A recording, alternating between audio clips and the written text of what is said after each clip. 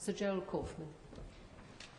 Madam Deputy Speaker, I was brought up as an Orthodox Jew and a Zionist.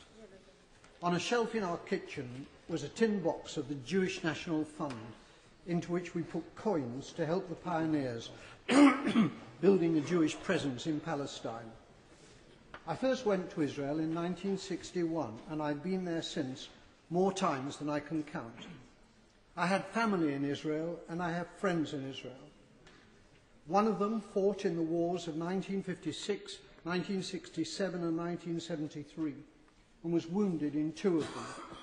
The tie clip which I'm wearing is made from a campaign decoration awarded to him, which he presented to me. I've known most of the Prime Ministers of Israel, starting with the founding Prime Minister, David Ben-Gurion. Golda Meir was my friend. So was Yigal Allon, the Deputy Prime Minister, who as a general won the Negev for Israel in the 1948 War of Independence. My parents came to Britain as refugees from Poland. Most of their families were subsequently murdered by the Nazis in the Holocaust. My grandmother was ill in bed when the Nazis came to her hometown of Stachov. A German soldier shot her dead in her bed. Madam Deputy Speaker, my grandmother did not die to provide cover for Israeli soldiers murdering Palestinian grandmothers in Gaza. The present Israeli government ruthlessly and cynically exploit the continuing guilt among Gentiles over the slaughter of Jews in the Holocaust as justification for their murder of Palestinians. The implication is that Jewish lives are precious, but the lives of Palestinians do not count.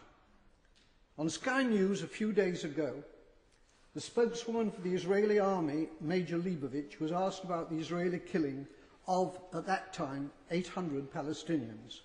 The total is now 1,000. She replied instantly, 500 of them were militants. That was the reply of a Nazi.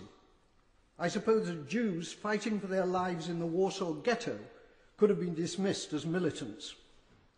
The Israeli Foreign Minister, Tzipi Livni, asserts that her government will have no dealings with Hamas because they're terrorists. Tzipi Livni's father was Eitan Livni, Chief Operations Officer of the terrorist Irgun Tzvai Leumi, who organised the blowing up of the King David Hotel in Jerusalem, in which 91 victims were killed, including 4 Jews. Israel was born out of Jewish terrorism. Jewish terrorists hanged 2 British sergeants and booby-trapped their corpses. Irgun, together with the terrorist Stern Gang, massacred 254 Palestinians in 1948 in the village of Deir Yassin. Today, the present Israeli government indicate that they will be willing, in circumstances acceptable to them, to negotiate with the Palestinian President, Abbas, of Fatah.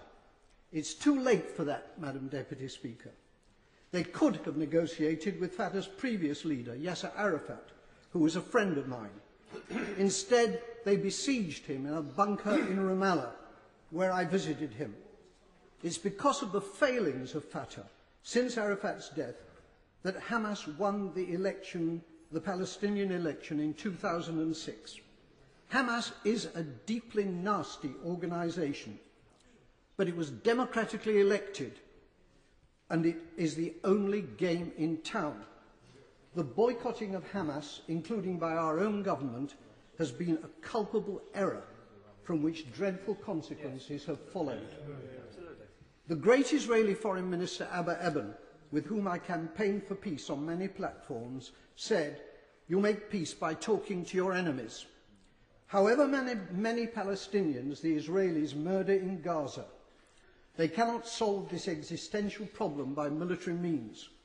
Whenever and however the fighting ends, there will still be 1.5 million Palestinians in Gaza and 2.5 million more Palestinians in the West Bank, who are treated like dirt by the Israelis, with hundreds of roadblocks and with the ghastly denizens of the illegal Jewish settlements harassing them as well. The time will come, not so long from now, when they will outnumber the Jewish population in Israel. It's time for our government to make clear to the Israeli government that its conduct and policies are unacceptable and to impose a total arms ban on Israel. It is time for peace, but real peace, not the solution by conquest, which is the Israelis' real goal, but which is impossible for them to achieve. They're not simply war criminals, they're fools.